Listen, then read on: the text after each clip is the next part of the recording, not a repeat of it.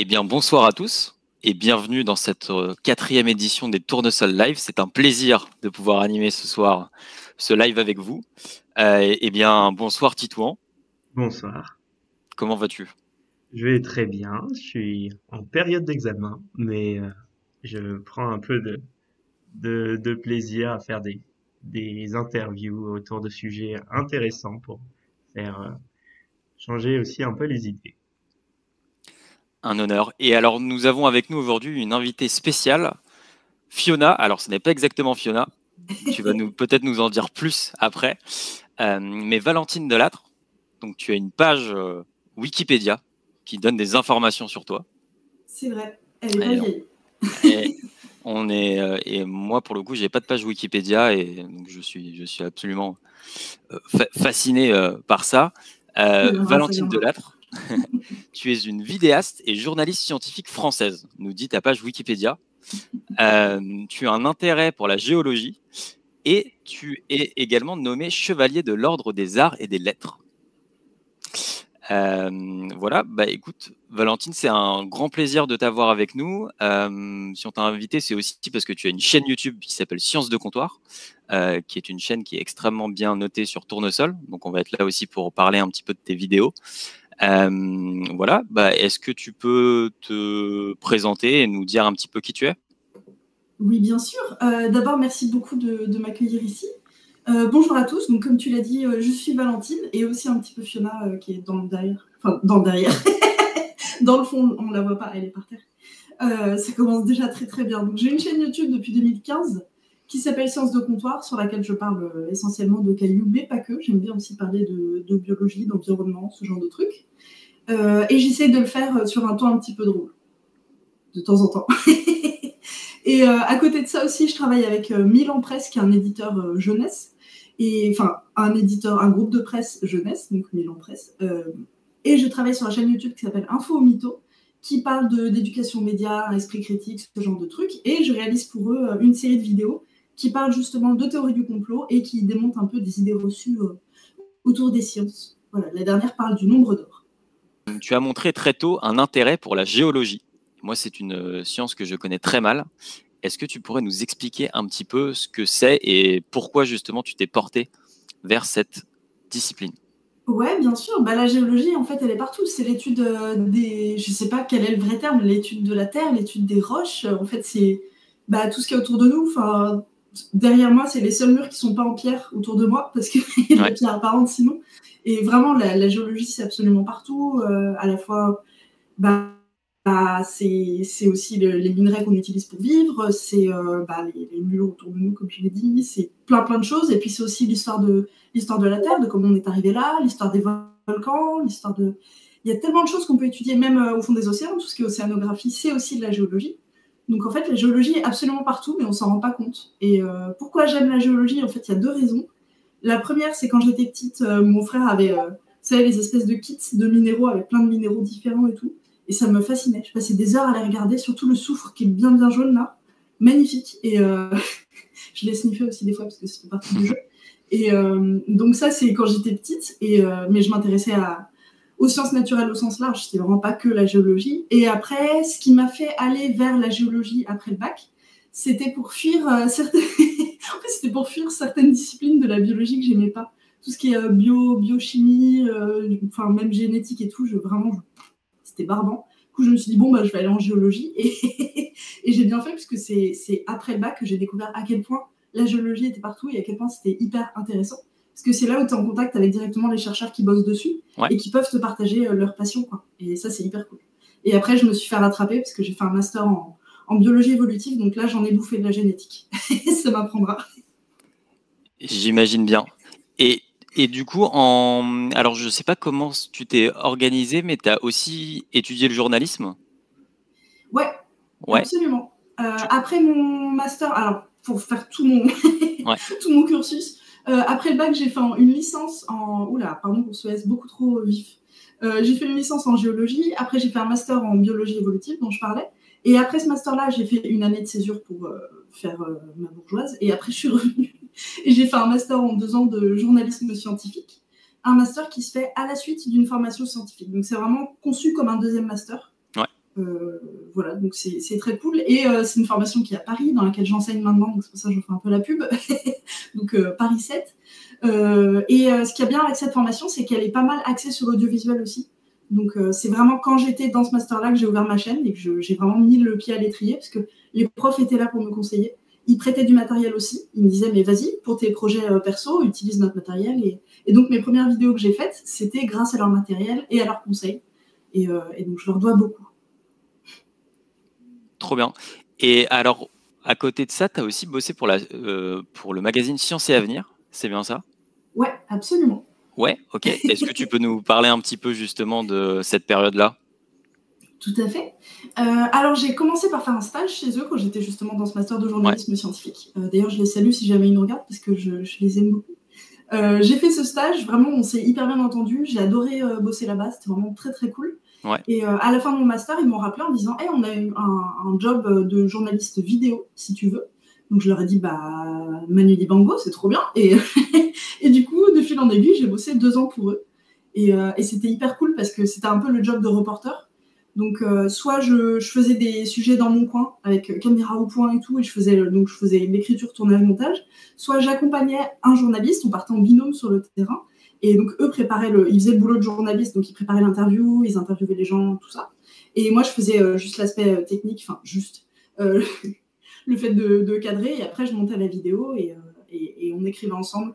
Souvent, il y a des articles et des vidéos ensemble, donc c'était cool de pouvoir travailler en commun comme ça. Et j'ai travaillé avec à peu près tous les gens de la rédaction comme ça, donc c'était très chouette.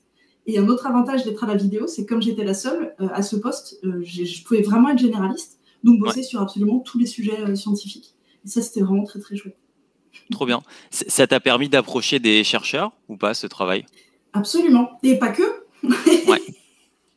Ouais, j'ai vu Cédric Villani, j'ai vu des ministres. Attention, Jean-Michel Blanquer, Frédéric Vidal, enfin bref. Et plein de chercheurs hyper intéressants. Des chercheurs pas qu'en géologie aussi. Le découvreur de Lucie. J'ai oublié son nom. Feu, le découvreur de Lucie. Qui était que tu as pu rencontrer? Ouais. Qui était encore vivant. J'ai pas du tout oublié son nom. Attendez voir. Oui. Enfin bref, vous voyez quoi. Yves Coppens, voilà. Yves Coppens, ok. Paix à son âme. Ouais, donc en fait, c'était hyper cool de pouvoir justement approcher des chercheurs et être au contact d'eux, quoi. Ce que je disais avec la passion, en fait, quand j'étais à la fac et je rencontrais les chercheurs qui m'enseignaient des trucs avec passion, et ben dans l'interview, ça se retrouve. Et vraiment, quand tu sors d'une interview avec un chercheur passionné, t'es requinqué, quoi. Vraiment, c'est un peu grisant. Ouais, j'imagine. Ok, trop bien. Et ouais, pour parler un petit peu justement des débuts de ta chaîne YouTube, est-ce que tu peux nous parler un petit peu des débuts, comment ça s'est passé, quelle a été ton approche justement pour construire des vidéos? Est-ce que tu as tout de suite commencé avec ce format, dont on va parler un peu plus en détail, mais qui est bien particulier, que moi j'apprécie vraiment beaucoup? Voilà. Ouais, donc en fait, j'avais déjà un blog, donc je vulgarisais à l'écrit, je faisais un peu du dessin, et la vidéo, ça, j'avais jamais testé. Et ça me faisait très très envie, mais c'était un truc énorme et insurmontable à mon humble avis. Ouais. Du coup, je m'étais dit, toute seule, je peux pas m'en sortir, quoi. Et justement, le master est tombé à pic, parce qu'il y avait justement les compétences techniques, humaines et matérielles pour que je me lance. Donc, je me suis dit, allons-y. Donc j'étais bien encadrée dès le début, en fait. Et même les premières vidéos sur la chaîne, on les a faites à 3 avec mes compères Imen et Morgan. À la base, on était 3 sur la chaîne. Enfin, c'est moi qui les poussais vraiment très fort. Et ils ont fini par me dire non, bah c'est bon, fais ton truc, quoi. Ils nous embêtent pas. Mais voilà, pendant un petit moment, j'ai essayé de les inclure dans le truc parce que c'était chouette d'être 3. Je me suis lancée dans la vidéo. Au début, on a commencé par des petites interviews, des trucs comme ça, un peu sans prétention. Enfin, sans prétention, mais avec des invités de haut vol. On a eu David Loire, on a vu Pierre Kerner. Enfin, c'était des interviews de vulgarisateurs au début du temps où il n'y en avait pas encore trop sur Internet. Ouais. Et c'était hyper cool de les avoir qui puissent nous donner leurs tips and tricks et compagnie là. Et c'était hyper chouette de pouvoir discuter avec eux. Et donc, ma première vraie vidéo YouTube, c'était une vidéo sur l'intelligence des pigeons qui était en face caméra. Là aussi, il y a plein de péripéties avec cette première vidéo. J'ai dû la retourner complètement parce que je me suis fait jeter. J'ai tourné dans un endroit où il ne fallait pas tourner. Et bref, il y a plein de péripéties. C'était au cimetière du Père-Lachaise à Paris. Ok. Et apparemment, tu n'as pas le droit de tourner au cimetière. Parce qu'en fait, chaque concession appartient. Ouais, je me suis fait violemment jeter. Non, mais on avait fait ça en mode. On était venus avec un trépied et tout. Par le cimetière. Par les mecs de la sécurité du cimetière, vraiment. Ils sont venus en petite voiturette. Ils m'ont dit, vous venez avec la caméra, là. Ils m'ont traîné dans l'espèce de guitoune où ils étaient, là. Et ils m'ont fait supprimer les rushs devant eux. Vraiment, j'avais l'impression d'être une criminelle, quoi. Alors juste, je faisais une vidéo sur les pigeons. Enfin bref. Donc, j'ai retourné cette vidéo et tout. C'était vraiment long. Mais c'était vraiment cool et j'ai bien aimé. Et tout de suite, j'ai eu des bons retours des gens. Donc, je me suis dit, je vais continuer, c'est chouette.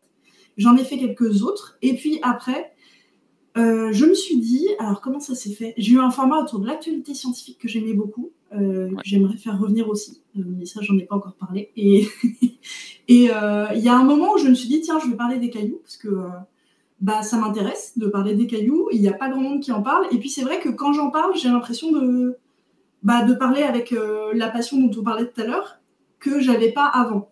Donc je me suis dit, c'est le bon sujet. Je peux essayer de me décoincer aussi, m'enlever le balai que j'avais là où je pense, parce que c'était des vidéos très sérieuses à l'époque. Et donc là, je me suis dit, comme ça, deux choses, je choisis les cailloux et je choisis d'être drôle, enfin d'essayer en tout cas.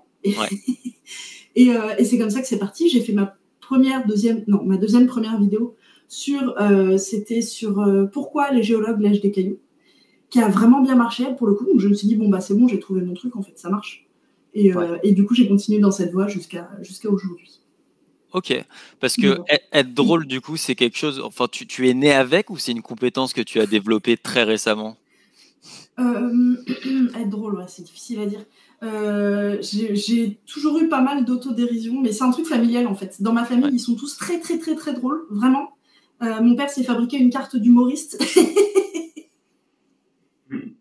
Il s'est plastifié et tout. Enfin bref, chaque année, il s'en refait une du coup, parce que c'est valable qu'un an. Et bref, donc c'est vraiment un truc familial d'être hyper hyper drôle. Et je pense que je suis la moins drôle de la famille. Donc je suis quand même contente que les gens me trouvent drôle, parce que vraiment, vous verriez mes cousins, vous verriez mes oncles et tantes, enfin, c'est hilarant, quoi. Les repas de famille, on se fait pipi dessus. Donc, non, c'est vraiment un truc de famille, à la fois l'humour et l'autodérision. Ok, et j'ai vu d'ailleurs dans ton arrière-plan qu'il y avait des figurines de South Park et je me suis demandé si ça t'avait inspiré justement dans tes touches humoristiques sur tes vidéos. Absolument. South Park, je regarde depuis très très longtemps. C'est des figurines de la génération 1 d'ailleurs, elles sont très très vieilles. Ok. En fait, je regardais ça, j'avais pas du tout l'âge, j'avais largement moins de 10 ans et je regardais ça avec mon frère la nuit quand ça passait sur Comédie. Vraiment. Je comprenais pas tout. Je voulais juste regarder Kenny qui mourait, en fait, ça me faisait rire. Voilà. Mais oui, je pense que ça a dû un peu jouer. J'aimais beaucoup aussi Happy Tree Friends, ce genre de truc. Oui, je vois. C'est un truc de famille. Jackass aussi, c'était assez fondateur. Voilà. Genre de truc peu recommandable, quoi. Ouais, je vois bien. Et du coup, tu as l'air de toucher un peu à tout et tu as l'air de toucher à tout très bien même parce que tu fais des vidéos extrêmement détaillées sur des sujets qu'on peut parfois trouver très micro, que moi je ne connaissais même pas. Et du coup, je voulais savoir comment est-ce que toi, quelles sont un petit peu tes approches pédagogiques, d'apprentissage? Où est-ce que tu t'informes? Est-ce que YouTube, ça a fait partie justement de tes canaux d'information? Ou quels sont les médias un petit peu que tu préfères? Alors, c'est intéressant ça. YouTube, est-ce que ça fait partie de mes canaux? Pas tellement d'information, mais plutôt de veille. Donc je regarde particulièrement comment une information est traitée, surtout si moi-même je dois la traiter après, parce que histoire de ne pas refaire exactement la même chose, même si par hasard je ne savais pas que la même chose était faite à côté, je préfère faire un peu une veille de ce qui s'est dit sur tel sujet pour pouvoir me placer comme il faut, quoi. Donc ça, après, mes canaux d'information, très souvent ça commence par Wikipédia, ça ne finit pas par là évidemment. C'est David Loapre qui disait que Wikipédia c'est une porte d'entrée, et après il faut aller fouiller dans les sources de Wikipédia pour aller voir plus loin. Ce que j'utilise beaucoup aussi, c'est les sites pour aller chercher dans des publications scientifiques, donc Google Scholar et d'autres, mais c'est surtout Scholar que j'utilise. Voilà, ça, les bouquins académiques aussi.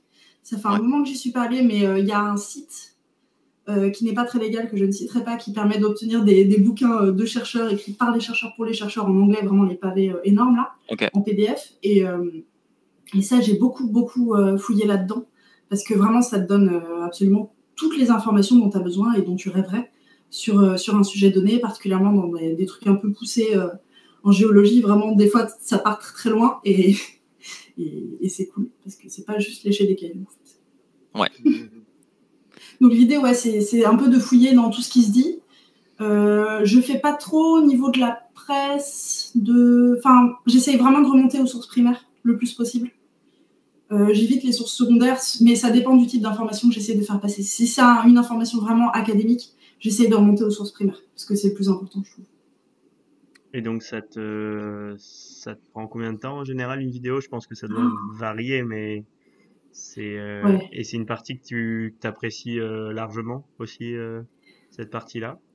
Alors, j'ai un amour mitigé pour la phase de bibliographie. Le temps que ça me prend, c'est très variable. Quand vraiment je vais fouiller très loin dans un sujet, ça peut me prendre un mois, je pense, en tout. Ok. Un mois même juste pour la biblio, hein, ça m'est arrivé. Alors, je dis que c'est un amour mitigé parce qu'au début, j'ai une flemme immense de me mettre là-dedans. Vraiment, la biblio, vraiment, c'est dur. Mais une fois que j'y suis, et quand j'ai commencé à apprendre des trucs, je peux plus m'en sortir. Ouais. Vraiment, c'est terrible. Je continue à lire, et je mets plein d'infos de côté. Et limite, je saute des repas pour pouvoir continuer à lire mes études scientifiques, quoi, parce que c'est vraiment tout ou rien de mon côté. Mais c'est vrai qu'avant d'arriver à ce stade où je suis absorbée par la littérature, c'est difficile.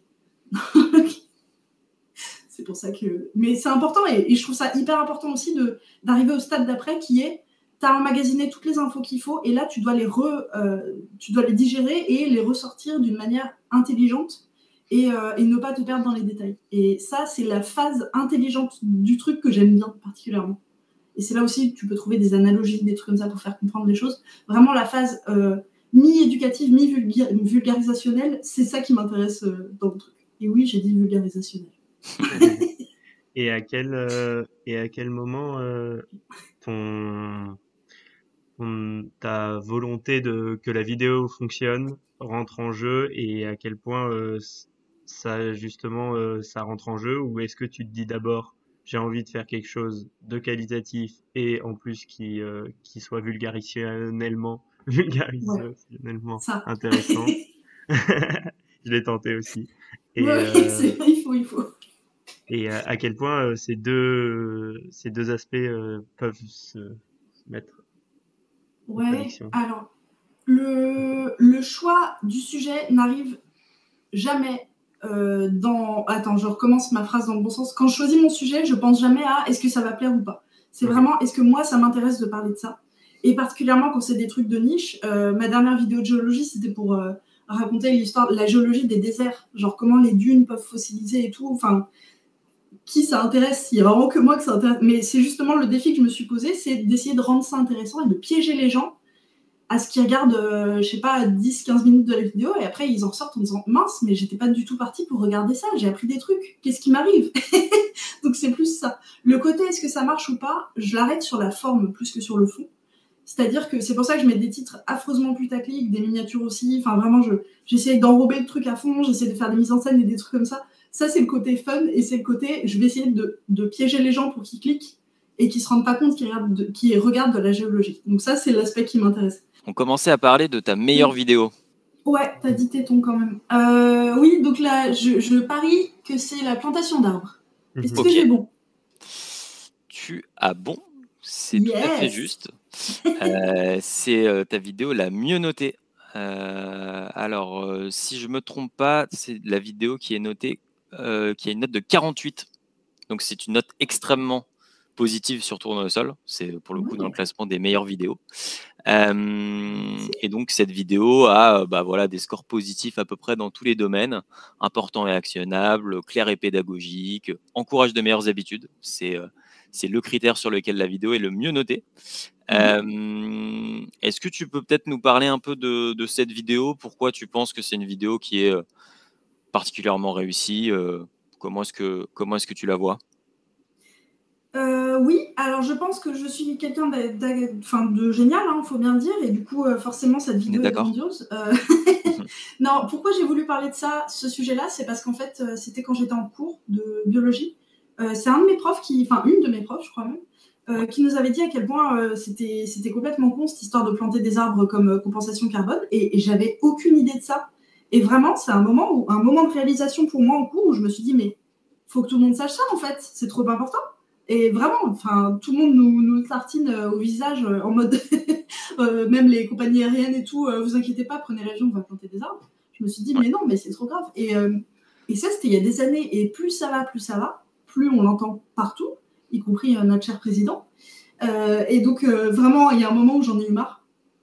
Le moment où j'en ai eu marre, c'est quand on m'a demandé de faire une sponsor pour un site, je ne dirai pas lequel, je vais citer dans la vidéo d'ailleurs, qui dit achetez chez nous, on plante des arbres. Et vraiment là, je me suis dit, bon, c'est trop. Après cette sponsor, je l'ai faite évidemment. Je les ai vannés là-dessus. Et juste après, je me suis dit, bon, bah, je fais la vidéo là-dessus, c'est vraiment trop important. Et j'ai fait cette vidéo et je pense que bah, j'espère qu'elle a bien marché. J'ai bossé dessus à fond. Niveau biblio, là, parlons-en, vraiment, j'y ai passé 2 ou 3 mois, je crois. Ça se voit, hein. Ça se voit bien. Merci. Ah, ça me fait plaisir. Ouais, parce que c'est un peu tendu comme sujet, donc vraiment, je voulais faire les choses vraiment, vraiment bien. Je remercie Le Réveilleur aussi, qui a relu ma vidéo et tout, qui était plein de bons conseils, ainsi qu'un chercheur, Thierry Gauquelin, dont j'avais pas oublié le nom, voilà. Chercheur de l'IMB à Marseille, Aix-Marseille, qui m'a aussi relu la vidéo, qui était plein de bons conseils aussi pour ça. Donc c'était un travail d'équipe, donc c'était vraiment très chouette. Et je suis contente qu'elle ait marché parce que justement ça véhicule un message qui est important et régulièrement je la revois popper même sur Twitter et tout dès qu'il y a un nouveau phénomène de on plante des arbres achetés chez nous. Et ça me fait extrêmement plaisir que ça devienne un peu une vidéo référence parce que je me suis fait chier pour mettre toutes les infos qu'il fallait dedans et du coup je suis très contente qu'elle puisse vivre et qu'elle ait bien vécu aussi à l'époque. Non, franchement, le travail est assez impressionnant. On sent que tu as passé beaucoup de temps. C'est super détaillé. Merci. Mais du coup, est-ce que tu pourrais peut-être rentrer un peu plus en détail sur le message que tu as voulu faire passer à travers cette vidéo? Ouais. Alors, le message, c'est un peu toujours le même, j'ai l'impression. C'est, quand on fait du debunk, c'est de dire c'est plus compliqué que ça. Tout simplement. C'est planter des arbres, c'est pas forcément nécessairement mal, mais c'est pas nécessairement merveilleux non plus. C'est pas comme ça qu'on va résoudre le changement climatique, quoi.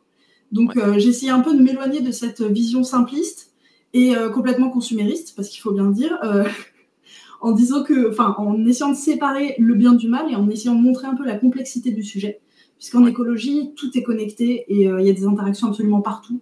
Donc, tu peux pas juste planter un arbre à un endroit en disant tiens, ça va faire du bien à l'écosystème entier. C'est pas comme ça que ça marche. Il y a des spécificités, ça dépend de l'écosystème, ça dépend du climat, ça dépend d'absolument plein de variables, que ce soit chimiques ou même politiques, hein, faut bien le dire, et sociales. Et du coup, c'était important pour moi de mettre en avant ça. Et j'ai oublié ta question, je me rends compte. Ouais, c'était sur le message global que tu voulais faire passer à travers cette vidéo. Et comme il y a énormément de sujets dans la vidéo, ça peut être un exercice difficile. Oui, voilà. Non, le message global, c'est de dire c'est plus compliqué que ça, on ne va pas sauver le climat en plantant des arbres. Ouais. Écoutez pas les gens qui vous disent ça. Mais tout en gardant le petit bémol du planter des arbres, c'est pas forcément mauvais non plus si c'est bien fait. Et voilà, donc j'avais à cœur de mettre à la fin de la vidéo les bons critères auxquels il fallait faire attention si on voulait planter des arbres de la bonne manière, si vraiment on insistait pour planter des arbres. Est-ce que ça répond à ta question? Je pourrais difficilement faire plus court que ça, je pense. Ça répond très bien à la question. Et okay. je me demandais si planter des arbres, c'était une solution qui appartenait au champ obscur de la géo-ingénierie, je dirais. Alors, c'est une très bonne question. J'ai prévu de faire une vidéo sur la géo-ingénierie, mais je ne l'ai pas commencé, du coup, je ne saurais pas te répondre plus que ça. Ouais. Ça rejoint l'état d'esprit, effectivement, mais je ne sais pas si ça rentre dans cette catégorie-là. Ok, ça marche.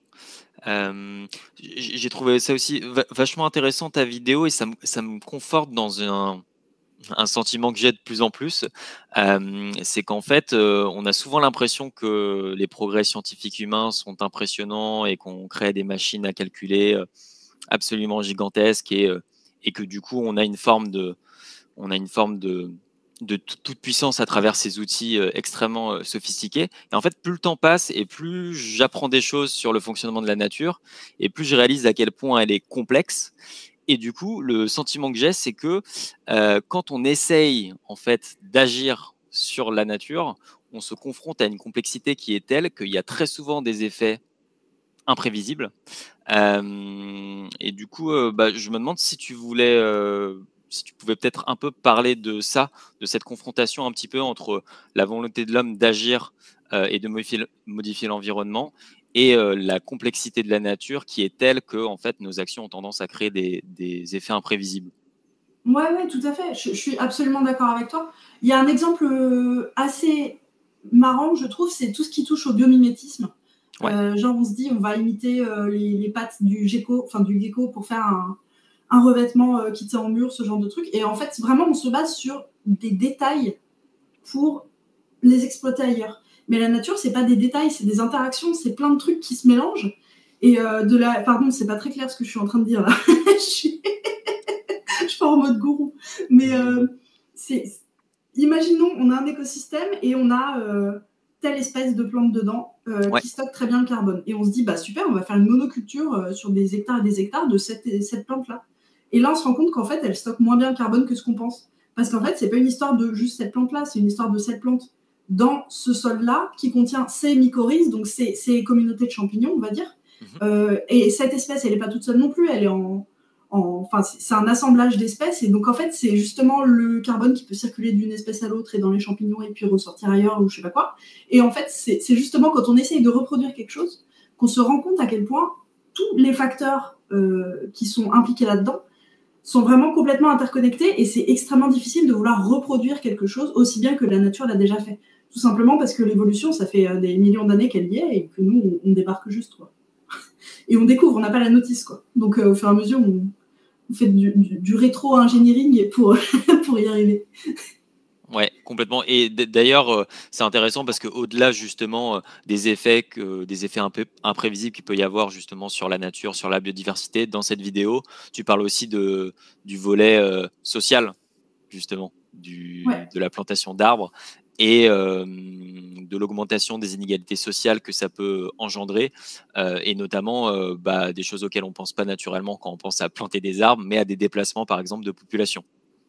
Absolument. C'est un truc auquel je n'avais pas spécialement réfléchi avant de commencer à me documenter là-dessus. Et effectivement, en fait, c'est une énorme dimension politique derrière, de se dire que, enfin, même géopolitique, de se dire que c'est les pays pauvres qui prennent encore une fois pour les pays riches et les pays riches qui s'en sortent juste en payant. Donc, Ouais. c'est un peu terrible enfin, c'est vraiment la double peine pour les pays pauvres, quoi. Et c'est bien de garder ça en tête et c'est bien justement que les riches soient au courant de ce qui se passe quand ils achètent un café et qu'ils veulent planter un arbre. En fait, il se passe des horreurs derrière, il se passe des expropriations, il se passe de la déforestation pour pouvoir planter son petit arbre. Enfin, c'est des non-sens, mais il faut en parler parce que sinon, ça va continuer, quoi. Ouais. Et du coup, Voilà, c'était qu'est-ce le que point Élise Lucet. Ouais. Et du coup, pour continuer sur la dynamique Élise Lucet, qu'est-ce que tu penses de la proposition justement de Macron de planter des arbres? Il me semble que c'est quoi en école primaire, c'est ça? Oui, oui, oui, c'est quoi? C'est chaque élève doit planter un arbre, un truc comme ça? Ouais. Écoute, c'est symbolique. Après, sur sa proposition en particulier, je ne me prononcerai pas parce que Ouais. j'ai pas été fouillée, mais je pense que c'est plus symbolique qu'autre chose. Après, Ouais. en France, il faut savoir que ce que je déplore avec le fait de planter des arbres, c'est qu'on les plante n'importe comment, n'importe où. Or, en France, on est quand même dans un climat tempéré où, a priori, il y a quand même énormément de forêts, des forêts qui sont plantées de base, mais des forêts quand même. Et du coup, si on les plante là où il y a déjà des arbres ou là où c'est un endroit déforesté mais qui avait un couvert forestier il y a moins de quelques siècles, c'est pas complètement con. Ouais. Après, il faut voir dans le détail comment c'est fait et tout, donc je sais pas. Pour cette affaire, je ne me prononcerai pas. On pourrait dire, ça fait écho à une vidéo qu'on avait fait avec Écologie rationnelle qui disait ce qui est vrai à un endroit n'est pas forcément vrai à un autre endroit, notamment en Ouais. écologie. Donc peut-être que nous, ce serait une bonne idée, mais peut-être pas que tous les pays du monde doivent s'inspirer de cette idée, réfléchir un peu aux conséquences. Oui, oui, ça c'est sûr. Et puis ça dépend quelle espèce il plante aussi. Enfin, je sais pas du tout, je me suis pas renseignée là-dessus, mais j'espère que lui s'est renseigné avant de faire son truc. Super. Titouan, est-ce que tu veux peut-être qu'on passe à la deuxième vidéo? Ouais, avec plaisir. Que je me remette en tête le sujet. Ouais, bah alors moi, la deuxième vidéo sur laquelle je suis tombé sur Tournesol en tapant ton nom, c'était pas, elle était pas directement, elle provenait pas directement de ta chaîne, Oh là. mais elle provenait de la chaîne, corrige-moi si je me trompe, Info ou Infox? Info au mytho? Info ou Mytho, pardon, Info ou Mytho. Je savais pas qu'ils étaient chez vous. Et Trop si, bien, j'irai voir. et si, ces vidéos ont été Oh, notées. ça Et me fait plaisir. c'était la vidéo sur la cigarette. Ah oui. Ouais.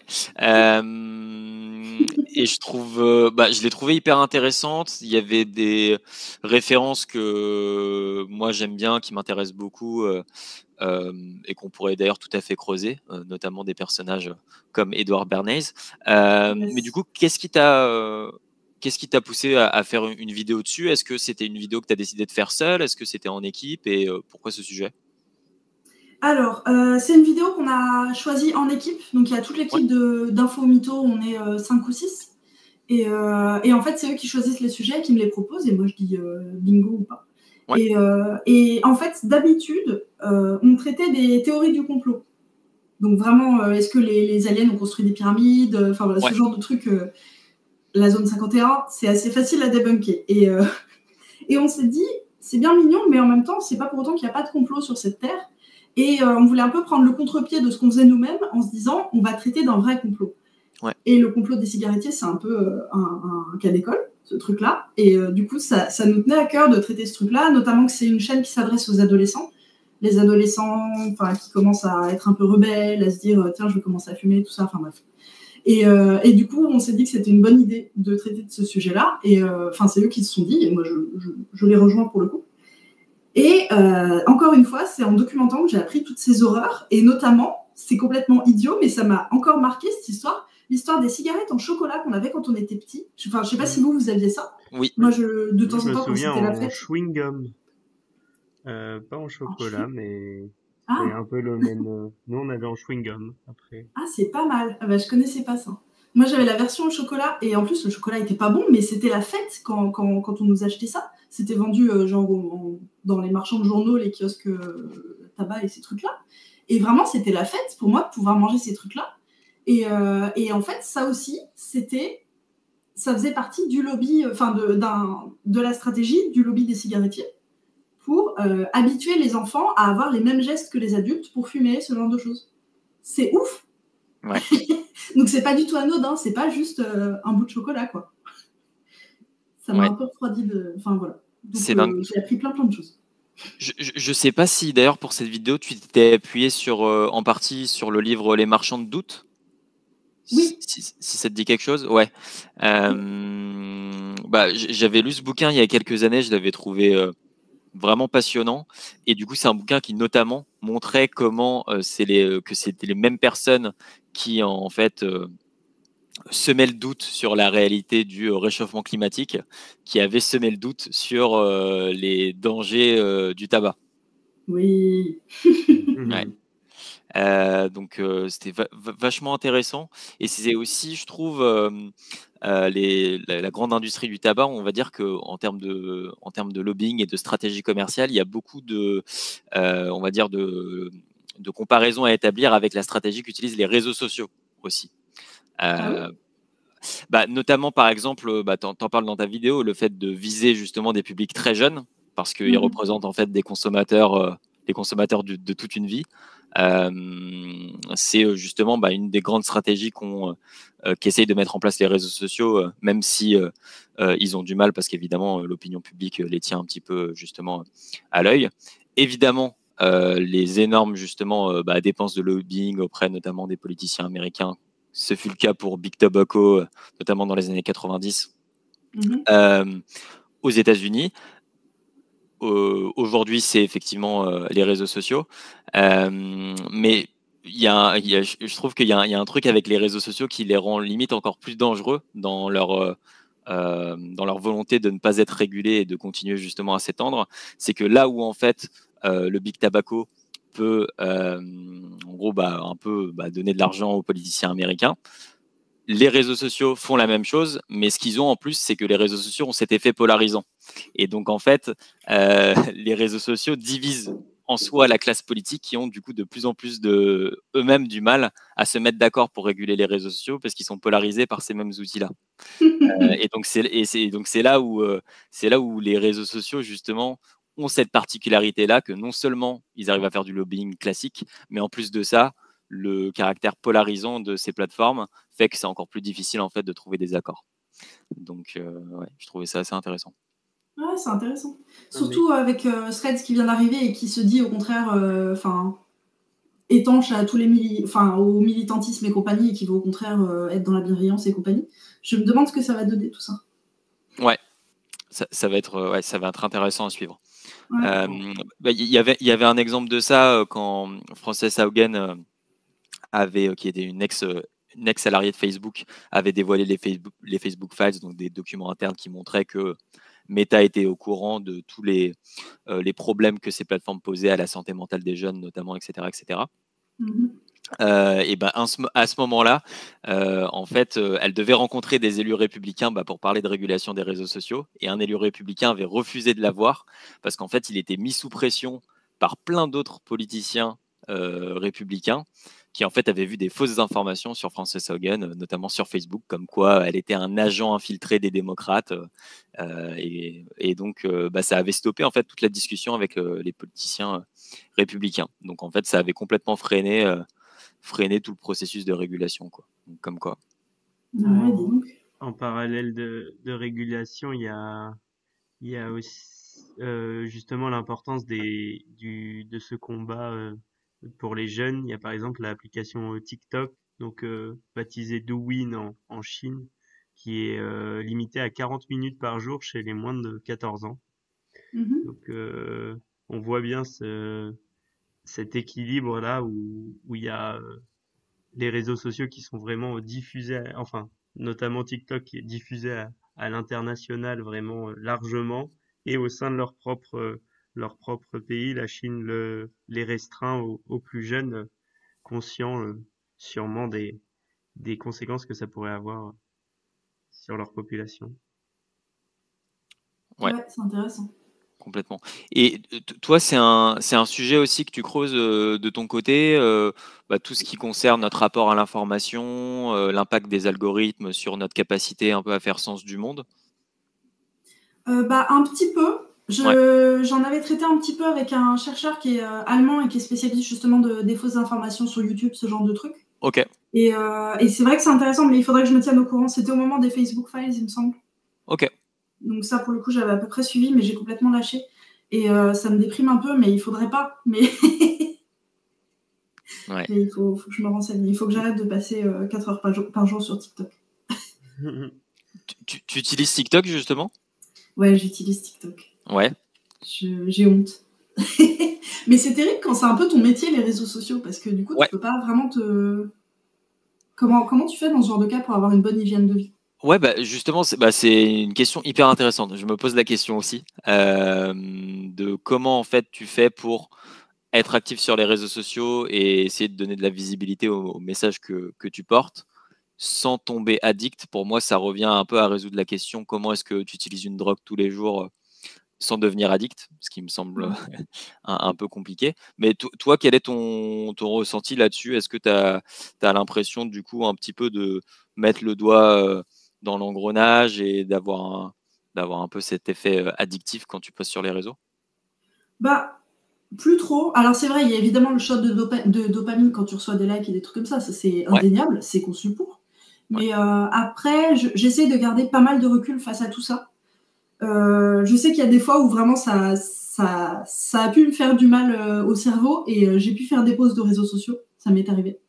Mais bon, je le signalais pas spécialement et je revenais après et personne n'avait vu que j'étais partie. Donc en fait, on en fait tout un foin, mais faut pas hésiter à prendre des pauses, quoi, c'est important. Et je sais plus où j'allais avec cette phrase, mais c'est bien déjà.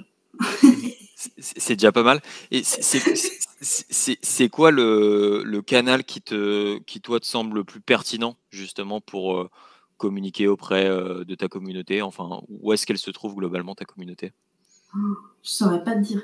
Bah, j'ai envie de dire, historiquement, c'est plutôt Twitter. Parce que Ouais. de base, au tout début, j'ai ouvert mon blog et j'ai ouvert Twitter en même temps. Donc, ça date de 2013, quoi. Ouais. J'ai une vieille communauté sur Twitter. Mais c'est vrai que depuis que tout le monde s'en va de Twitter et a raison, je sais pas trop comment m'adapter, effectivement. Donc, j'essaie un peu partout. Mais c'est pas évident. Un peu Instagram aussi, un peu YouTube, l'onglet communauté. Mais bon, vraiment, c'est pas évident. Je suis en train d'essayer de trouver mes marques. Ouais. Oui, il y a cette diversité aussi. Maintenant, il y en a énormément qui ont chacun un peu leur spécialité. Et moi, j'avais à petite échelle créé justement du contenu sur Instagram et TikTok. Je me suis rendu compte de la viralité de certains contenus. J'y passais vraiment très peu de temps à les créer et il y a eu parfois des millions de vues, mais c'était vraiment les contenus souvent vraiment les plus polarisés qui partaient en millions de vues, tandis que les contenus un peu posés, un peu pertinents, même s'ils étaient drôles, même s'ils étaient punchy. Il y avait, oui, j'ai utilisé le mot punchy. Et il y avait beaucoup moins cette viralité là.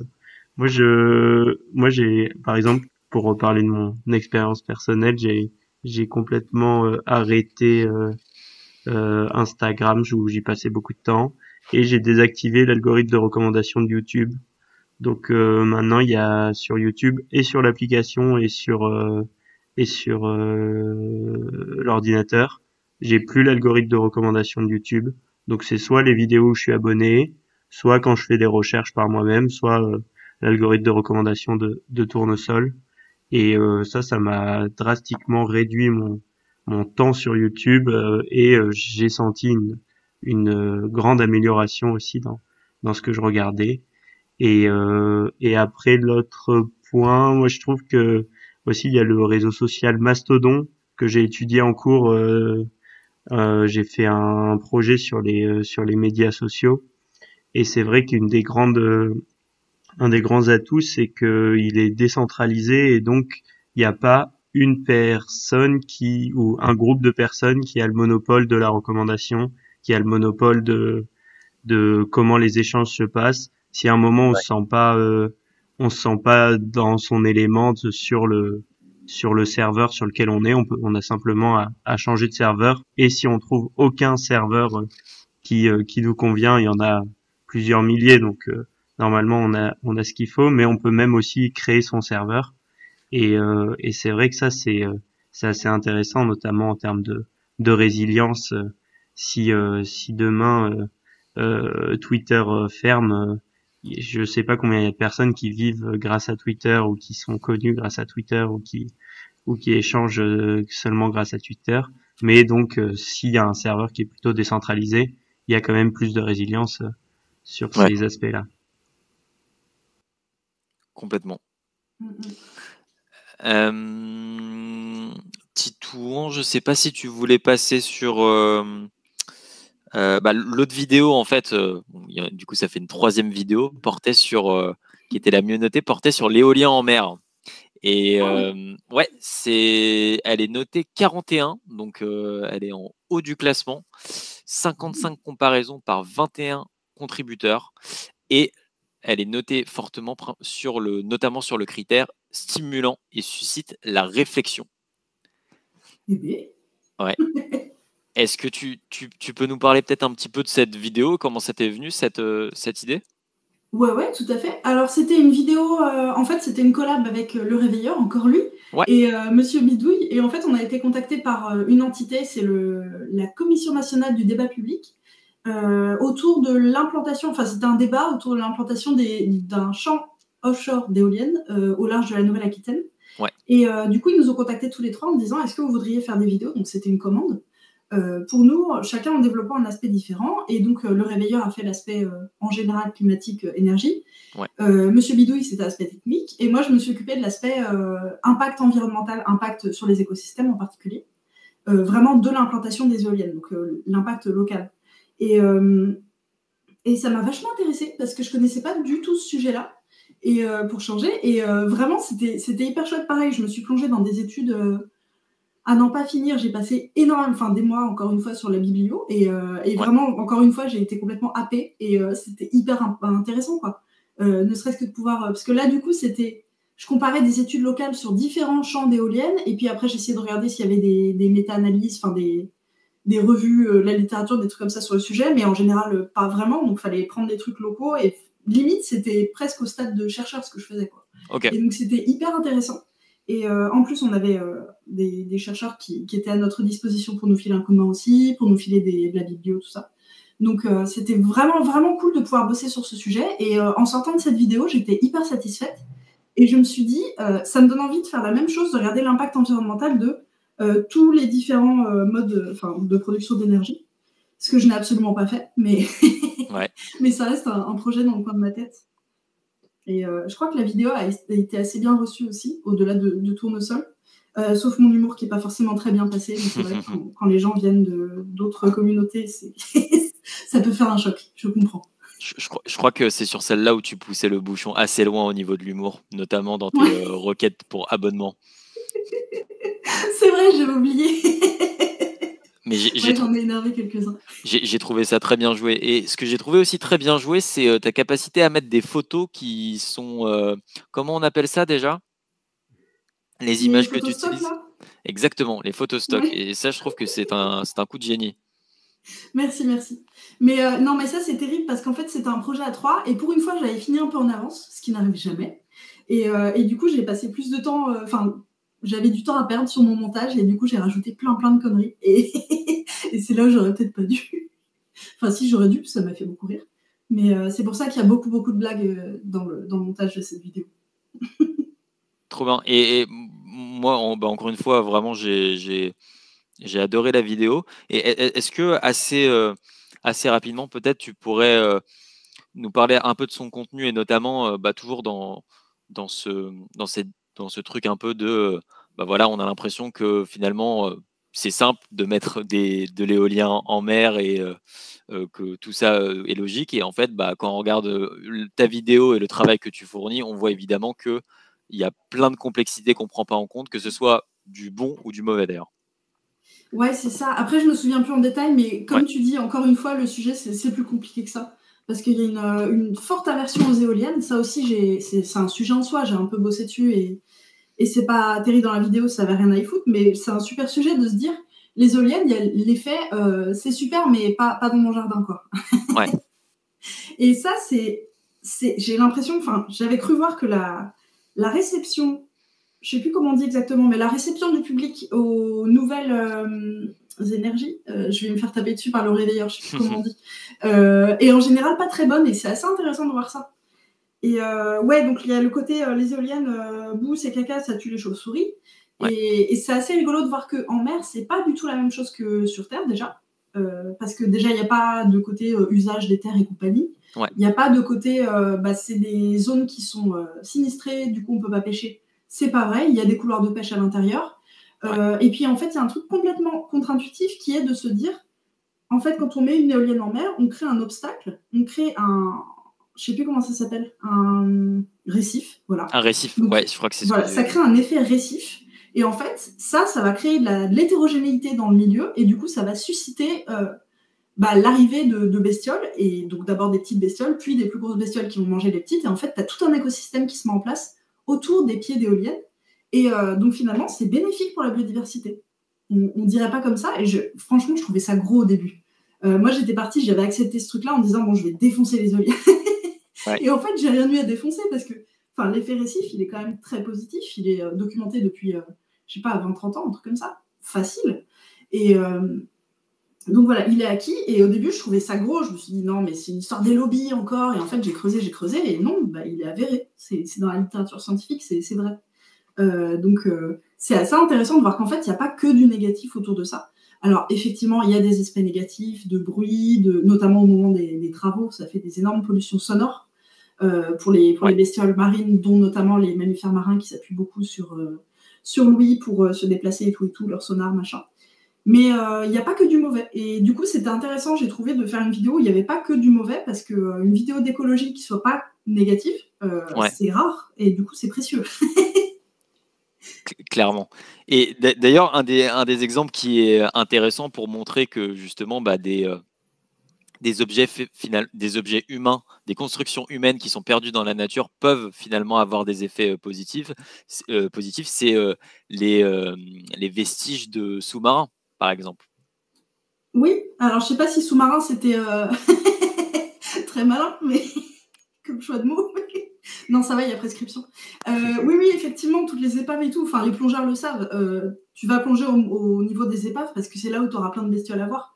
Et c'est hyper important. Et il y a même un truc qui est interdit en pêche, c'est de mettre un radeau, je sais plus comment ça s'appelle, mais tu mets un obstacle en hauteur, et du coup les poissons viennent autour, et toi, tu n'as plus qu'à ramasser. Et ça, je crois que c'est plus ou moins interdit, en tout cas à un moment, ça a été interdit, peut-être dans certaines conditions, je sais plus. Mes études remontent un peu là-dedans. Mais oui, le fait de mettre des obstacles ou des objets en mer, ça fait venir les poissons. Ouais. Et ça peut leur plaire, du coup. Enfin, là, en l'occurrence, pour le côté récif, ils ont de quoi se fixer en plus. Donc, ça fait des écosystèmes qui restent et qui peuvent s'épanouir.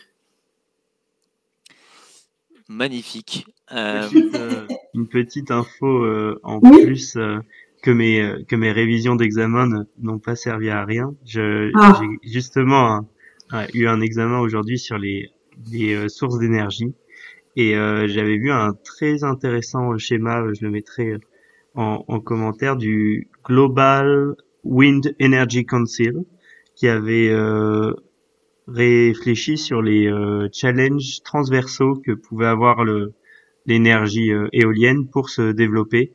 Et du coup, à 10 ans, les challenges les plus importants qu'ils avaient repérés, c'était justement la social acceptance, donc l'acceptation sociale, et l'utilisation des terres, donc pour les éoliennes onshore. Mais du coup, très intéressant ce schéma, et on se rend compte que il y a des personnes qui ont même réfléchi à tous ces aspects-là, et ça donne des petits peu de réflexion. Ouais, c'est hyper intéressant. C'est marrant de se dire que la Tour Eiffel, il y a des millions de gens qui viennent la voir chaque année. Bon, des millions, j'invente. Mais une éolienne, c'est boue, c'est caca. C'est rigolo quand même quand on y pense. À méditer. À méditer. Rendons les éoliennes aussi attractives que la Tour Eiffel. Exactement. Mettons une éolienne sur la Tour Eiffel. Ouais, est-ce que on passe peut-être aux vidéos, aux vidéos qui ne sont pas des vidéos de ta chaîne, mais que tu as recommandées, notamment la vidéo sur le fond qui concerne le glyphosate. Ça vous va? Avec grand plaisir. Alors, la question sera très simple. Pourquoi ce choix? Est-ce que tu peux nous parler un petit peu de cette vidéo? Absolument. C'est une vidéo de mon compère Pierre Girard, que j'aime beaucoup. C'est un journaliste scientifique qui bosse pour Arte, notamment, et qui a une chaîne qui est spécialisée dans l'agriculture, et notamment, il regarde tout ce qui est des solutions innovantes pour l'agriculture, mais innovantes en mode agriculture de conservation, ce genre de trucs, et il va voir directement les agriculteurs partout sur leur champ, et ça peut être même à l'étranger et tout, et c'est vraiment, vraiment bien ce qu'il fait. C'est un très bon travail de journaliste et de terrain. Et là, c'est une vidéo qu'il a faite sur le glyphosate, et il va voir justement une petite exploitation et une grande exploitation qui utilisent le glyphosate, et notamment une qui est justement, on disait, en agriculture de conservation. Et ça répond très bien justement à la phrase c'est plus compliqué que ça.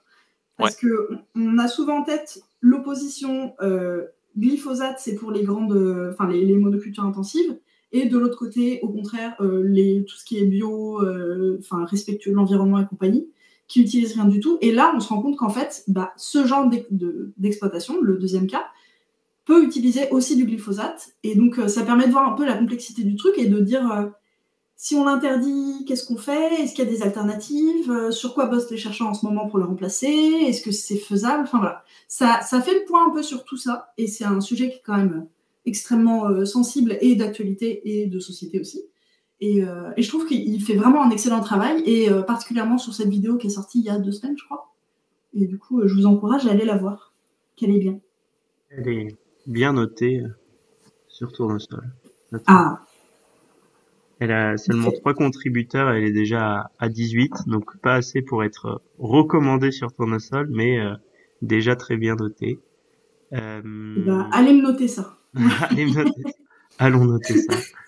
D'ailleurs, je rappelle aux personnes qui regardent le live et qui suivent un peu Tournesol que si vous faites 10 comparaisons, au moins 10 comparaisons par semaine pendant tout le mois Vous plantez un arbre? de décembre, non, encore mieux, vous coupez des arbres. Non, parce que il y a Lé de Science for All qui s'est engagé à envoyer 10 livres par tirage au sort.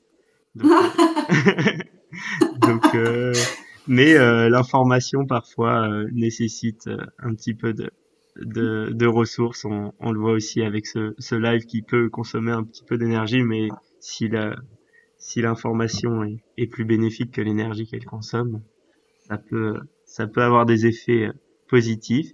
Mais en tout cas, n'hésitez pas à comparer les vidéos sur Tournesol en ce mois de décembre. Vous pourriez avoir sous votre sapin, un peu en retard, un livre dédicacé de lait. Oh, la classe. Voilà. Et moi, j'avais beaucoup aussi aimé cette vidéo. Je me posais une question un peu en général sur justement, on se rend compte, ah, c'est pas si facile que ça. On se rend compte quand même sur beaucoup de tes vidéos et aussi sur beaucoup de vidéos de tournesol en général. Mhm. Mais comment on peut faire aussi un petit peu quand on n'a pas forcément cette capacité ou cette force à toujours pousser le bouchon et à pas avoir forcément des solutions faciles qu'on pourrait un peu lâcher comme ça.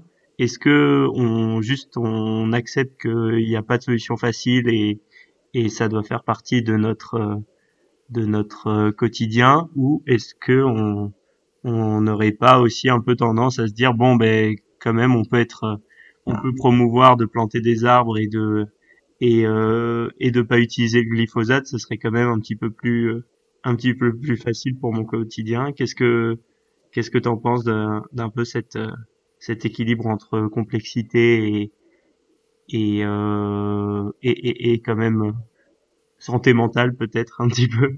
Ouais. Bah, perso, j'en pense que j'aime pas trop donner des conseils aux gens. J'aime bien leur donner les cartes pour que eux fassent le choix de leur choix qu'ils veulent, mais de base, j'aime pas dire aux gens quoi faire. Donc, je pense que si quelqu'un veut conseiller de planter des arbres, voire planter des arbres chez lui ou au Burkina Faso, grand bien lui fasse. Mais j'aime bien que les gens puissent avoir un avis, enfin, s'ils ont un avis, qu'ils aient un avis éclairé. Pour ma part, je prône le fait de ne pas avoir d'avis. C'est quand même quelque chose de relativement rare. Peut-être qu'on a perdu l'habitude avec Twitter aussi, mais c'est aussi très bien de ne pas avoir d'avis et de ne pas vouloir se prononcer sur un sujet. Par exemple, le glyphosate, je ne me prononcerai pas dessus. Pourtant, dans mes études, j'ai fait un an en école d'agronomie et tout, donc je devrais pouvoir, mais je ne me prononce pas parce que j'estime que j'ai pas assez d'informations pour pouvoir prendre une décision éclairée là-dessus, avoir une opinion éclairée là-dessus. Donc voilà, je pense que le fait de ne pas avoir d'avis, c'est quand même vachement bien. Et je pense aussi que y a pas mal d'injonctions au niveau de la lutte, enfin comment dire, c'est pas la lutte, mais les efforts qu'on peut faire pour limiter le changement climatique. Il y a énormément d'injonctions qui est faite à l'échelle individuelle, du comportement qu'on peut tous avoir les uns les autres. Je pense qu'il ne faut pas oublier aussi qu'on fait tous du mieux qu'on peut et c'est pas parce qu'on mange une fois un steak que, que forcément nos petits-enfants vont nous tuer, quoi. Nos futurs petits-enfants. Donc je pense que quand tu parlais de santé mentale et tout, on fait tous du mieux qu'on peut.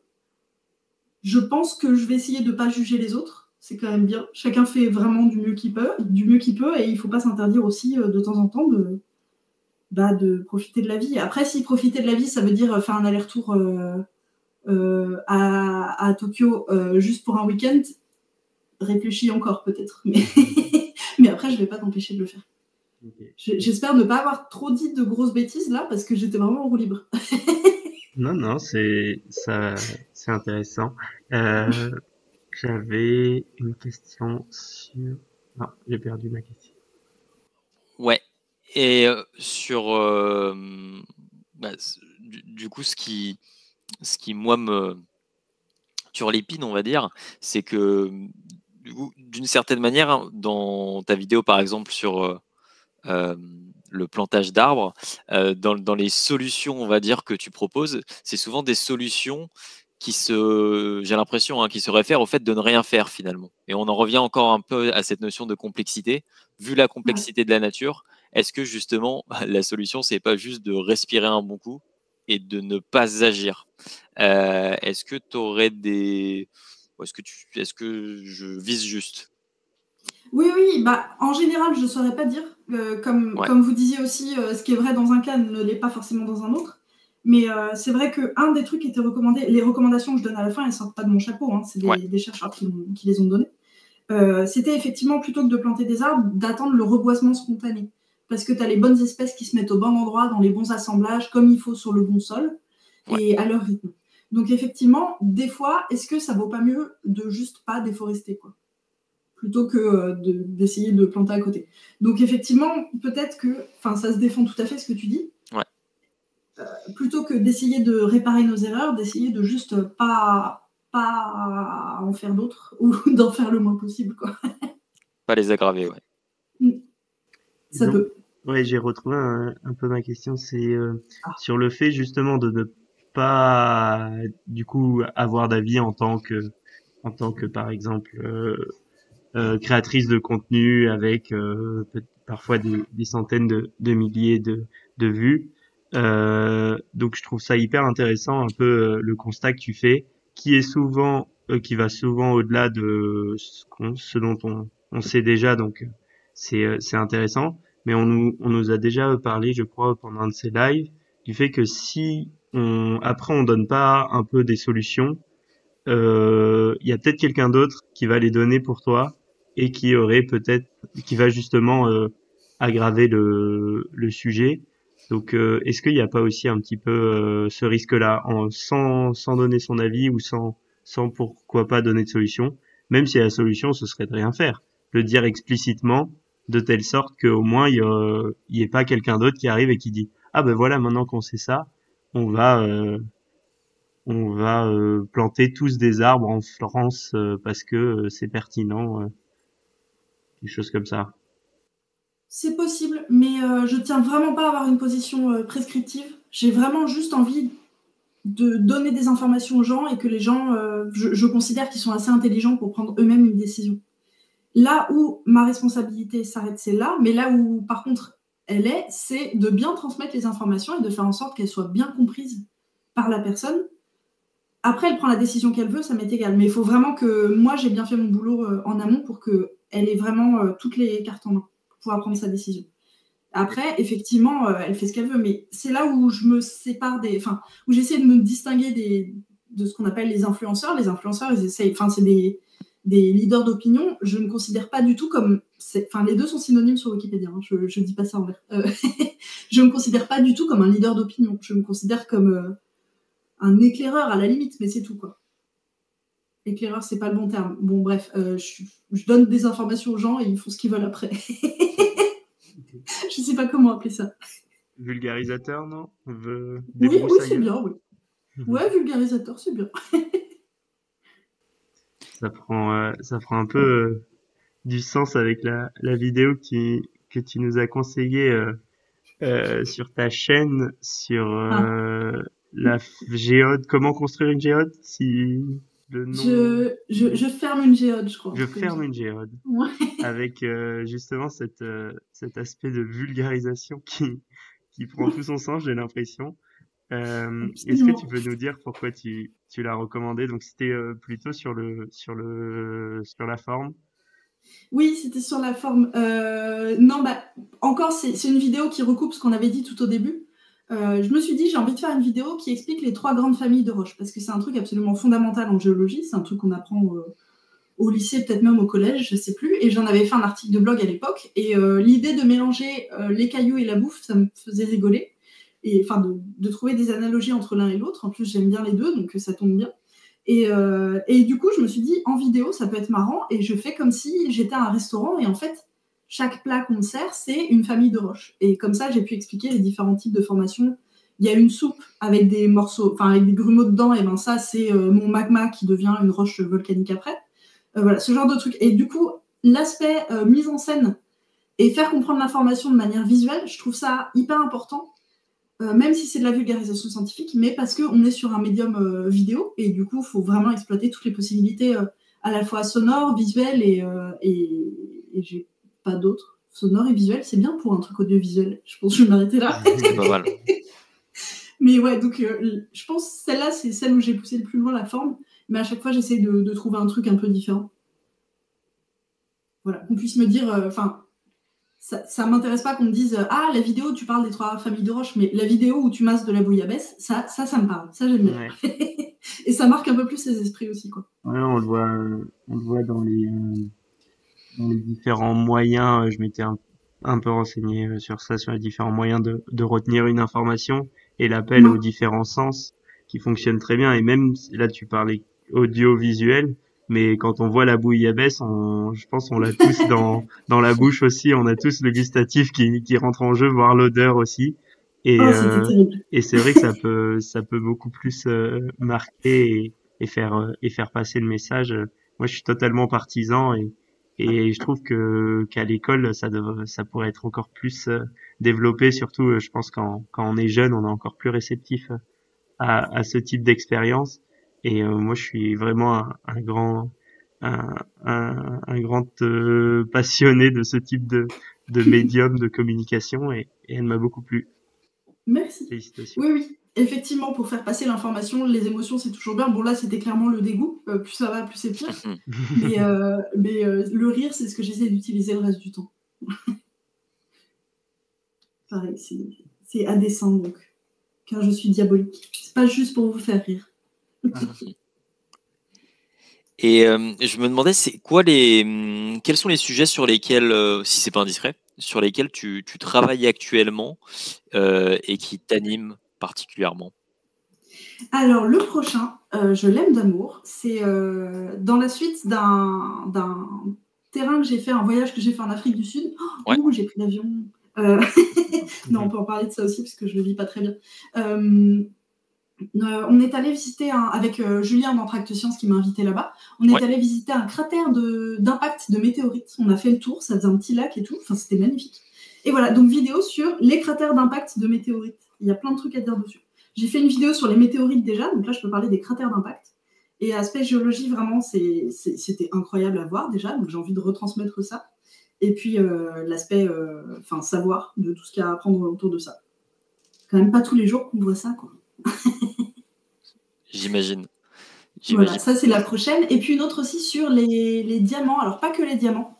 En fait, l'idée c'est de voir, c'est pas du tout sexy comme je vais le dire, mais ça s'appelle le polymorphisme des minéraux. Donc c'est comment le graphite devient diamant et réciproquement. Ouais. Il y a plein de minéraux comme ça qui peuvent échanger. Il y a la calcite et l'aragonite, ce genre de trucs. Et pareil, quand j'étais en Afrique du Sud, on a visité à ma demande, parce que j'avais très envie, une ancienne mine de diamants qui était très connue là-bas. Je me demande si c'était pas genre la première en Afrique du Sud, un truc comme ça, enfin bref. Et en la visitant, je me suis rendu compte qu'il y avait plein de trucs à dire sur l'aspect social, historique et politique, et genre vraiment un peu cracra, c'était horrible. Et du coup, je me dis que ça peut devenir encore mieux que ce que j'avais imaginé cette vidéo. Donc j'ai très hâte de m'y mettre aussi. J'ai relevé que tu as dit que des diamants peuvent devenir graphites. Oui, mais ça se fait au bout de très longtemps, des millions d'années, je pense. Encore plus que des graphites qui deviennent diamants, ou c'est à peu près les mêmes ordres de grandeur en termes de temps? Non, le graphite peut devenir diamant ça peut se faire, parce qu'il y a des diamants artificiels qui sont faits. Donc ça peut se faire dans certaines conditions de température et de pression. Mais par contre, pour que le diamant redevienne graphite, il me semble que si tu le laisses à l'air libre, ça prend très longtemps. C'est pour ça mon titre, c'était censé être « Les diamants ne sont pas éternels ». Je trouverais peut-être mieux d'ici là. Oh, pour le 14 février, ça peut être pas mal ça, tiens. Je note. Ah, note pour plus tard. Et pour rebondir sur la question des diamants, je me demande, est-ce que les diamants, c'est présent encore en abondance sous terre? Est-ce qu'on a des estimations un petit peu des ressources en diamants qu'on peut continuer à à aller chercher sous terre. Je me rends pas du tout compte en fait à quel point c'est une ressource épuisable. Alors là, je ne saurais pas te dire. Il faut que je note ta question, je me renseignerai. Mais parce qu'en fait, ils se forment très très en profondeur sous terre. Ouais. Et après, ils sont ramenés en surface par des éruptions volcaniques. Ouais. Mais les éruptions en question, on n'en a jamais vu de mémoire d'homme. Donc c'est vraiment des trucs qui sont au moins plus vieux que nous. Plus vieux que nos écrits en tout cas.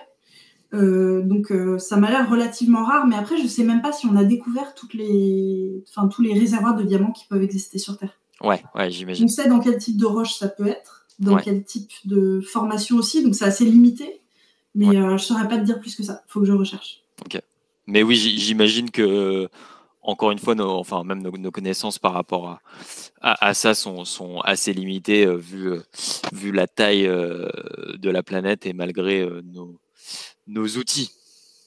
Bah, en vrai, ça pourrait, parce que c'est vraiment un matériau rare et précieux, et du coup, c'est un truc intéressant et qui a été étudié depuis très très longtemps, du coup. Et puis vraiment, ça se forme dans des conditions très particulières. Donc les roches dans lesquelles on les trouve, c'est pas n'importe quoi, et on sait où elles sont.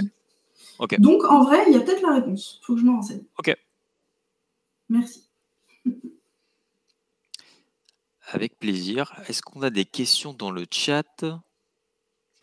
Alors, j'ai pas l'impression. Je pense que tous les sujets qu'on a abordés ont déjà répondu à beaucoup de questions. La première partie aussi sur la présentation. J'ai pas l'impression qu'on ait de questions. Ok. Un petit dernier mot sur la vidéo sur la forme que tu nous as conseillé, peut-être une note finale pour finir ce live. Vous mettrez le lien quelque part, c'est important. On mettra le lien quelque part. Est-ce qu'on pourrait peut-être essayer de passer très rapidement l'extrait pour conclure Allez, je pense que les risques de démonétisation sont faibles. Sont faibles, je pense. Sachant qu'il y a plus de risques de monétisation maintenant. Oui. Alors, je vais la mettre. Oui. Elle est. Donc, juste un peu de contexte. C'est une chanson que j'ai découverte récemment et c'est une chanson à texte. Okay. D'origine guyanaise. Voilà, ça n'apporte rien.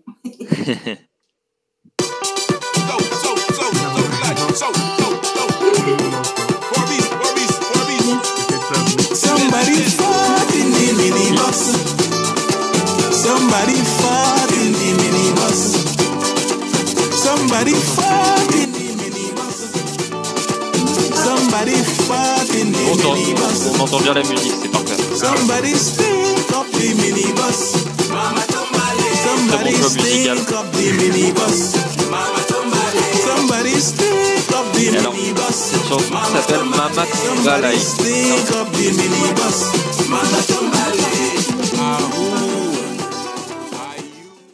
Yes. Il y a juste une petite question dans le chat Twitch, je crois, de Louis Pouzin qui dit: tes vidéos changent-elles tes habitudes au quotidien? Alors, très bonne question. La vidéo qui a plus changé mes habitudes, c'est une que j'ai faite en partenariat avec Lotus, la marque de PQ, que je cite comme ça. C'était oh oui, merci. Je voulais la repartager, celle-là, j'avais oublié. C'est 10 minutes de pur bonheur, 10 minutes 0. Qu'est-ce que je voulais dire? Oui, donc c'était une vidéo autour des éco-gestes. Bref. Et du coup, en fait, ça m'a permis de voir l'importance relative des éco-gestes les uns par rapport aux autres. Et ça, oui, effectivement, ça a modifié mes habitudes. De me rendre compte que notamment l'empreinte numérique, elle n'est pas si terrible que ça. Enfin, pas si terrible que ce que j'imaginais, par exemple. Ouais. Donc voilà, on peut faire des lives. Ça va. C'est pas si terrible. Par contre, il vaut mieux éviter de manger de la viande rouge, quoi, en échange. Ouais. À choisir. Donc voilà. Ce genre de... Enfin, arriver à hiérarchiser les priorités comme ça, c'est un truc qui me manquait. Et c'est grâce à cette vidéo que j'ai fait l'effort d'aller me renseigner, parce que je suis vraiment trop flemmarde, sinon je n'aurais pas fait. Et donc oui, ça m'aide. Mais après, il n'y a pas que ça. Ce que je raconte pour l'histoire de l'empreinte numérique, ça vient aussi de discussions que j'avais eues avec Rodolphe, notamment pour un live Arte qu'on avait fait sur la chaîne Twitch d'Arte. Et voilà, donc c'est pas juste les vidéos, c'est un petit ensemble de choses. Mais oui, ça change un petit peu mes habitudes. Ça a changé mon avis aussi sur les éoliennes, notamment, la vidéo en question. Mais ça, pareil, dans la vidéo, je conclue pas en disant bon, bah, du coup, mon avis, c'est que c'est vraiment juste. C'est à vous T'as de, changé de ton décider avis, mais maintenant. t'en as toujours pas. C'est ça, exactement. Non, mais je me retiens de le dire parce que j'ai peur que ça desserve le contenu de la vidéo. Or, la vidéo, je l'ai faite de la plus neutre possible, quoi. Ok. C'est parfait. Les a priori, peut-être. Oui. Yes. Ouais. Je Ouais, rigole pour ce que tu as posté sur le Discord, la comparaison entre la vidéo de Lé et Marie Carré. Oui. Mais ouais, c'est hyper intéressant sur un peu les ordres de grandeur. Et moi, c'est un truc que j'ai remarqué, enfin, en vrai, qui est assez évident, mais j'en ai pris réellement conscience assez récemment. C'est sur l'impact écologique du numérique. En fait, souvent, on peut voir l'impact numérique ou du numérique en se disant, bah, il y a la production du matériel qu'on utilise, donc les smartphones, tous les métaux, etc. C'est effectivement extrêmement polluant. Toute la bande passante des vidéos, etc., qui est plus ou moins polluante. Mais en faisant un peu, en faisant un peu un tour sur TikTok, parce que je fais de la sensibilisation au danger de la surexposition aux écrans auprès des collégiens, donc il faut que j'apprenne un petit peu à maîtriser ces outils. Et j'utilise la même excuse, t'inquiète. Ouais.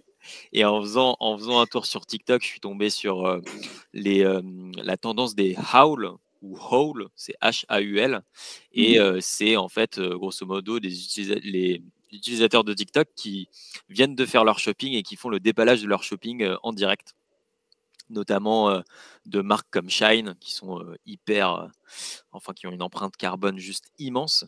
Et en fait, ça c'est je trouve la part, l'impact écologique du numérique qu'on prend pas toujours forcément en compte, mais c'est le fait que une vidéo TikTok qui se diffuse à des millions de personnes et qui incite des millions de personnes à acheter des vêtements qui viennent de chez Shine. Là, je me dis qu'on mesure peut-être assez mal les dégâts écologiques que ça provoque. Ça, c'est sûr. Ouais. Et ouais, quand je suis en interaction justement avec en classe avec les jeunes, je me rends compte à quel point c'est ancré dans leurs habitudes d'acheter des vêtements sur Internet avec toujours moins de friction, parce que du coup, c'est des plateformes qui essayent toujours de faciliter justement l'achat de vêtements en enlevant le plus d'obstacles possible. Donc maintenant, tu peux commander un truc juste avec un petit en tapotant ton écran, quoi.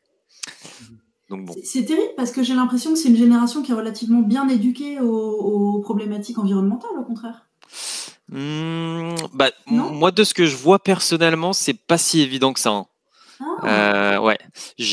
Donc moi, c'est avec des quatrièmes que je traite. Donc ils ont 13 ans, 13-14. En fait, j'aborde quasiment toujours la question de l'écologie avec eux et de l'impact du numérique. Et il y en a finalement assez peu qui savent me définir ce que c'est les gaz à effet de serre, par exemple. Ouais. Je sais pas après, je sais pas si c'est normal à cet âge-là, mais je dois souvent quand même leur refaire un gros point sur des principes de base. Donc ouais, je sais pas trop. Il y a peut-être une conscience justement bon, ça c'est, on est vraiment sur peut-être même des sciences de comptoir là que je suis en train de dire. Il y a peut-être moi ce que j'ai vu aussi en travaillant un petit peu, il y a une conscience que c'est important, mais peut-être pas une conscience de justement des actions ou des ordres de grandeur ou ce type de, parce que aussi il y a un flou informationnel qui doit être vraiment, quand on a beaucoup d'informations, même pour nous c'est très difficile de justement démêler le vrai du faux.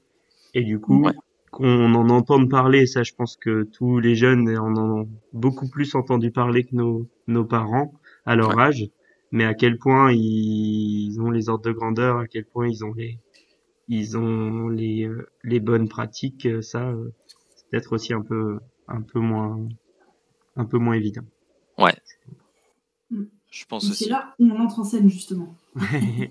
Et c'est là où Sciences de comptoir ou la fabrique sociale ou Tournesol peut essayer d'aider dans ce flou informationnel. Ouais, on espère. On espère à notre échelle. C'est pour ça qu'on fait ça. Est-ce qu'il y a d'autres questions dans le Twitch? Je vois pas de questions ni sur YouTube, ni sur le Twitch. Ouais, j'en vois plus sur Discord. Alors. Titouan? Ben, moi, j'ai pas de nouvelles questions. J'ai beaucoup aimé ces échanges. Merci beaucoup d'être venu échanger avec nous. Merci à vous pour l'invitation. Je vais essayer si on a ton accord de poster ça sur YouTube en replay. Ouais, bien sûr. J'espère que j'ai pas dit trop de bêtises. Pas du tout. N'hésitez pas, sinon les commentaires sont faits pour ça. Les commentaires sont Corrigez-moi. Et ouais, bah c'était un plaisir. Moi, j'ai découvert ta chaîne YouTube récemment et je trouve le contenu est vraiment top, super quali, et arriver à mêler comme ça autant de travail de fond, de pédagogie et d'humour. Franchement, chapeau, c'est super. Donc ravi d'avoir pu échanger avec toi, et puis j'espère que tu vas continuer sur cette voie. Bah, merci beaucoup, je vais essayer. Je note qu'il faut que je traite de plus d'environnement si je veux être sur votre plateforme. Je prends note. Non, merci beaucoup pour ces échanges, c'était très très chouette. Merci au public qui nous a suivis. Et ouais, j'irai faire un tour sur ta chaîne aussi quand même, Fabrique Sociale. Mais avec grand plaisir. Si jamais si tu regardes une des vidéos, j'attends ton retour. Allez, je te noterai sur Tournesol. Magnifique. Magnifique. Et merci à vous. Merci beaucoup. Merci. Bonne soirée. Salut, ciao.